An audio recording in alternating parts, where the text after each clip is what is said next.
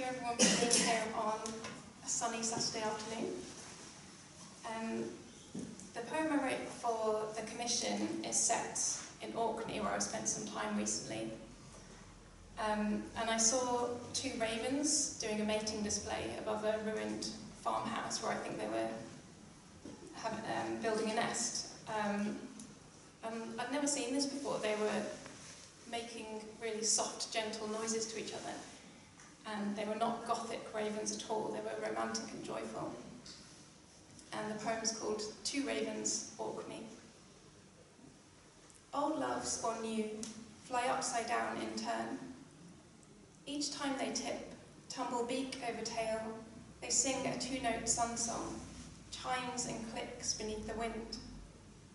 The island lies in a glittering ring of sea with the birds at its centre, both the other's shadow, a piece of sky cut out as something more solid flies through.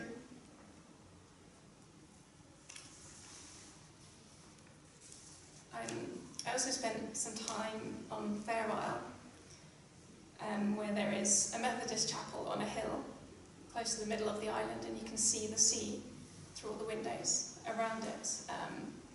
And the windows, they're church windows, but they're quite deep set and clad in wood, and they reminded me of boats. And the poem is called Noosed, and a noosed is a boat-shaped hollow at the edge of a beach where a boat can be drawn up, and there's a lot of these around Orkney and Shetland, some of them dating from the Viking era. Noosed. Out, beyond the glass, the crisp silver road becomes the sea. Chalk-drawn houses sail down dark cliffs, and she thinks of the noosed, the ghost of its boat in the grass, as if a giant finger has touched the island's edge. This church is a boat, rising on the crest of a hill, the sea through every boat-shaped window. Prows point heavenward, ready to take the child from her pew.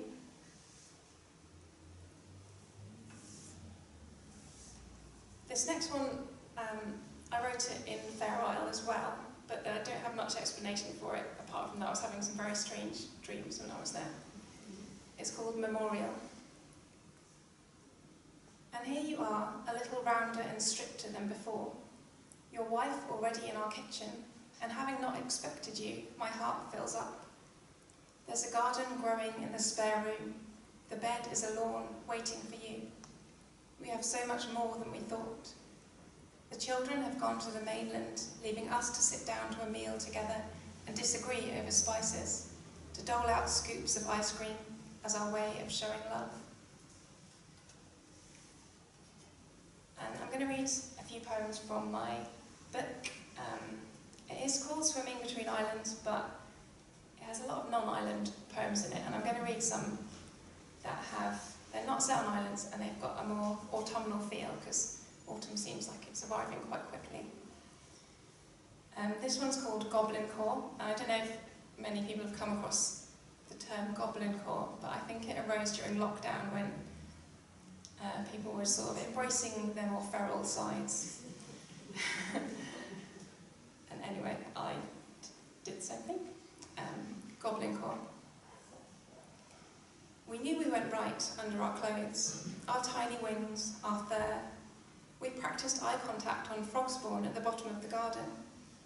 There were hens and eggs lying under bushes in their shamble nests, the bubbled panes of glare between our fingers, the yolk of a golden toad on your palm. We've grown to like our faces wild, our chin spikes, our cobby goblin bodies. We love grass stains, the taste of green as you split a blade and owlet. We live life close to the ground, crouched and smoky, sharing each other's illnesses, taking them on like charms.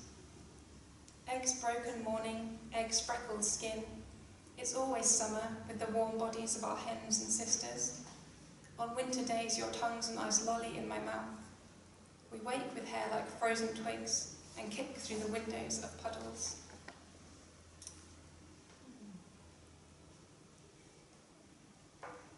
This next one is called Autumn at the Wireworks, and the Wireworks are an abandoned wireworks factory in Derbyshire, in a forest. I can't remember exactly where, but it's a very atmospheric forest because it's got these ruins dotted through it.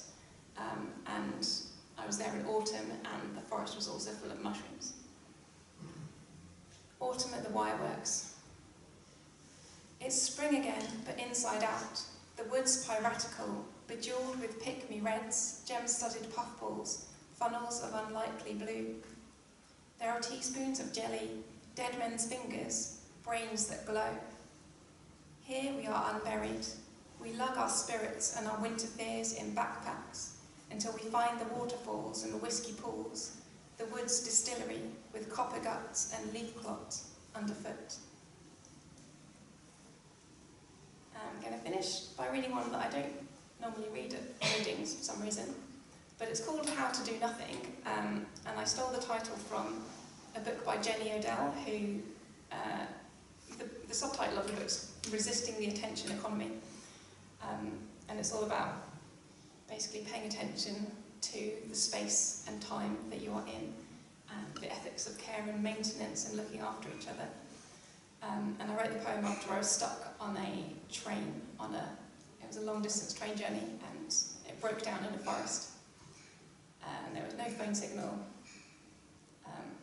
And the poem is called How to Do Nothing. The train has stopped among grasses. There's a crash each time it tries to move. Someone thinks we're hitting deer. Kitty and I have nothing to say to each other. George is doing pull-ups in the doorway. The food car's empty, and the icons on my phone have turned folkloric. Owls, hares, decorated skulls in earthen tomes. I try texting, but the messages are muffled, cable-knit words. The trackside's an embroidery of flowers, meadowsweet and foxtail, vetch and toadflax, chestnut hoverflies and double bees. Someone sends glasses of tea down the carriage. We still our hands on the warmth. We're starting to talk. The ums and ahs spread like weeds. Instead of news, we speak of driving cars on frozen lakes, picking blueberries in swamps, kitchen dentistry, the woman who walks her pig. Thanks.